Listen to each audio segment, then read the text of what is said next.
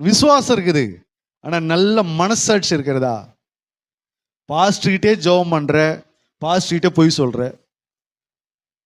இது என்ன மனசாட்சி? இது பாஸ்டர்கிட்ட நன்மை நடக்குன்னு ஜெபம் பண்ண பாஸ்டர்கிட்டே வர, அவர் பாஸ்டர்கிட்டே மறுபடியும் வந்து பொய் சொல்ற, பாஸ்டர்கிட்ட பித்தலாட்டம் பண்ற, பாஸ்டர் நம்புற, ஆனா பாஸ்டர்கிட்ட உண்மையை சொல்ல மாட்டேங்கிற, பாஸ்டர்கிட்ட ஜெபம் பண்ண வர, ஆனா பாஸ்டருக்கு எதிராக பேசுற, கர்த்தரிடத்துல நன்மை தேடி வர, ஆனா கர்த்தருக்கு கொடுக்க மனம் வர மாட்டேங்குது.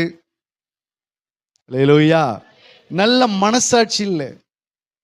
நல்ல மனசாட்சி இருந்துச்சுன்னா, ஊழியக்காரங்கிட்ட ஜெபத்தை விசுவாசிக்கிற நம்ம அதே ஊழியக்காரங்கிட்ட போய் நம்ம மாத்தி மாத்தி சொல்றோமே.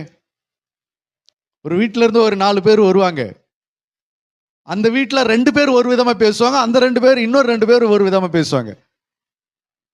இதுல யார் சொல்றது உண்மைன்னு யார் சொல்றது பொய்ன்னு எப்படி எடுத்துக்கிறது? சொல்லுங்க பாப்போம்.